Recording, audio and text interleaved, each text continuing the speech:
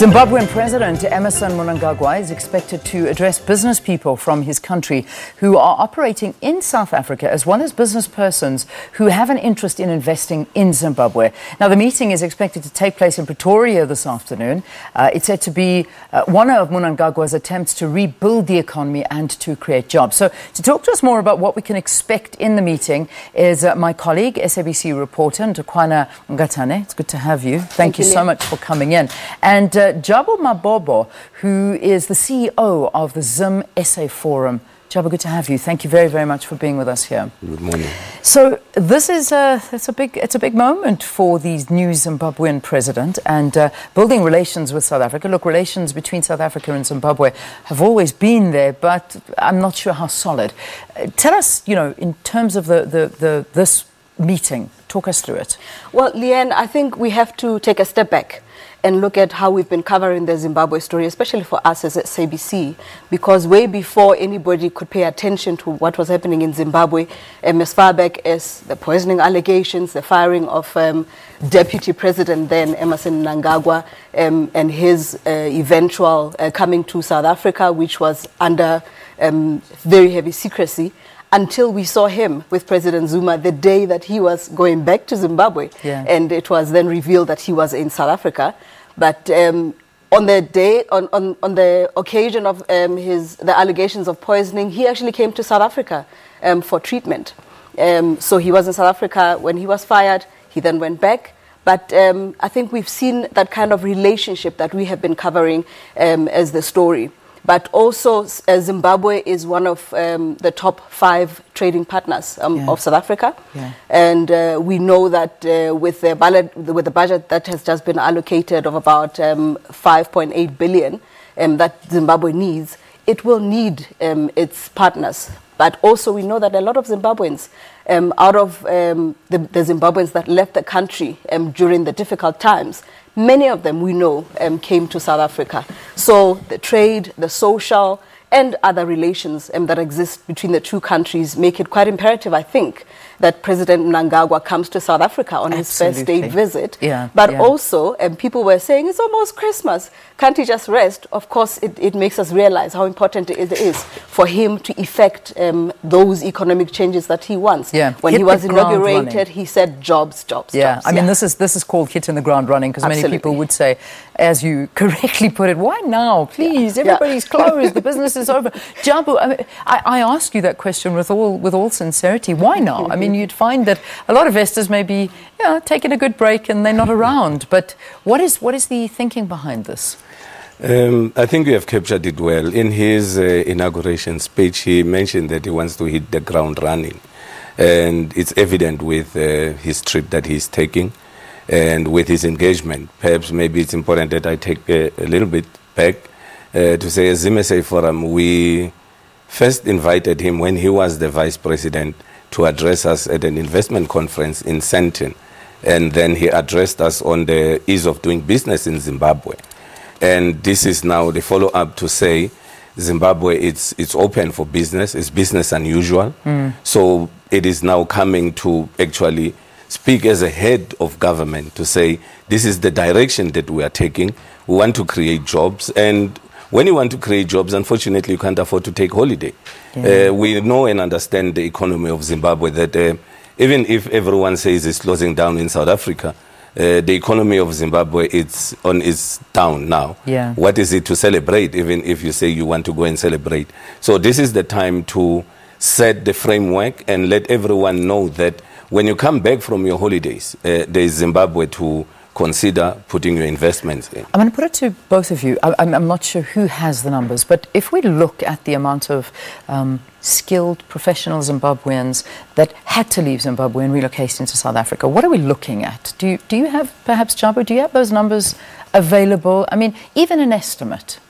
It is difficult to tell. It is difficult to tell, because but the reality is that it's a large amount of professionals. It is a large amount, because honestly speaking, it has been a challenging economy. So everyone was looking out at getting educated and moving out and seeking better opportunities. And with the level of education that Zimbabweans have received, it was very easy, and it's still very easy for them to fit in any type of economy. I mean, it's posting the highest literacy rate in Africa. And now it is coming to conscientize those that are in the diaspora to say, the time to rebuild your country is now. The skills that you have gained, the experiences that you have gained are now vital in the rebuilding of Zimbabwe. I think, Leanne, we shouldn't just look at those that have come to South Africa. If we look at Zimbabweans, skilled Zimbabweans that have gone the world over. Yeah. I mean, when we covered the election, you saw in the United States, in the United Kingdom, in Asia, everywhere, Zimbabweans are there, and they're highly skilled. Highly skilled, highly educated individuals. Yeah. And this is obviously a drive as well.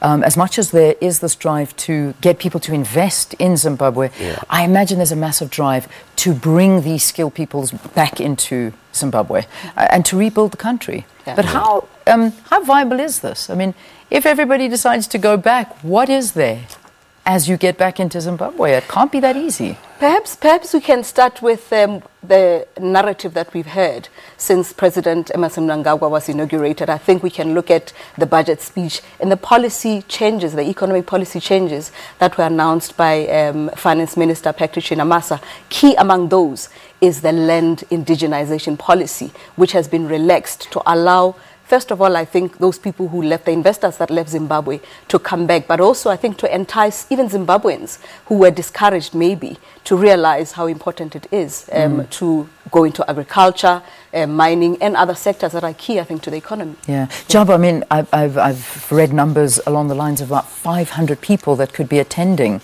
or in attendance at this particular gathering that's being held in South Africa. I mean, this is obviously across the board. I mean, business, former Zimbabweans, South Africans, anybody who's interested.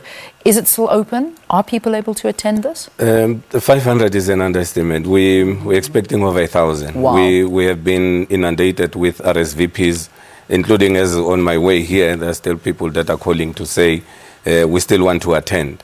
But due to the space it's being held at the embassy, so unfortunately it can't take everyone who wishes to be there.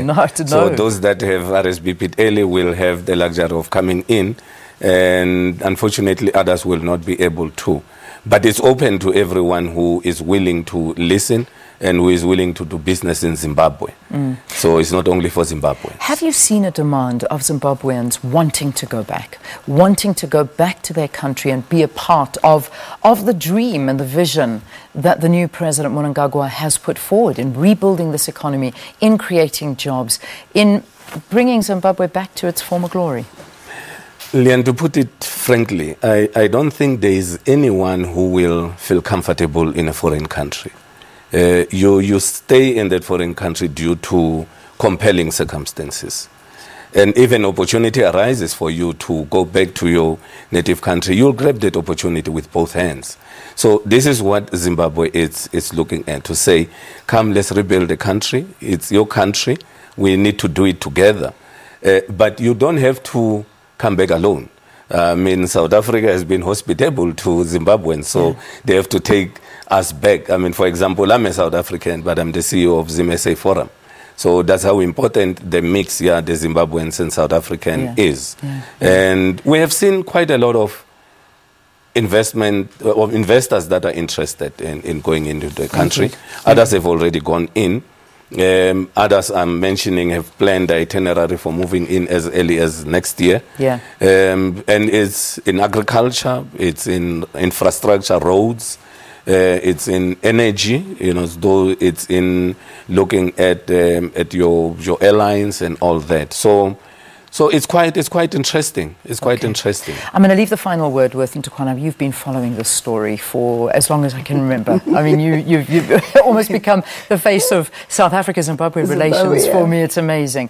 What does next year hold in store for the relations? What do you think? I think I'll be curious to find out the parallels that we can draw with South Africa, especially after yesterday's announcement from the NEC of the ANC saying that they now want to amend the constitution for reappropriation of land without compensation, which is what's similar to what Zimbabwe did many years ago, even though it's now relaxing. Even though the president has said without hurting our economy and food security, but I don't know how you do that. So I think it'll be very important to draw those parallels, but also I think it'll be important, as you say, to understand understand how keen Zimbabweans are. I think we went to the taxi rank the day that Emmerson Mnangagwa was announced as the new president, and people were saying, even just out of curiosity, we just want to see how it is back in our country. You know, some were saying, I'll go to, you know, to Christmas early. So these are just some of the things I think that we will look at. But also, I think most importantly, we want to hear from business, how keen they are, as you asked,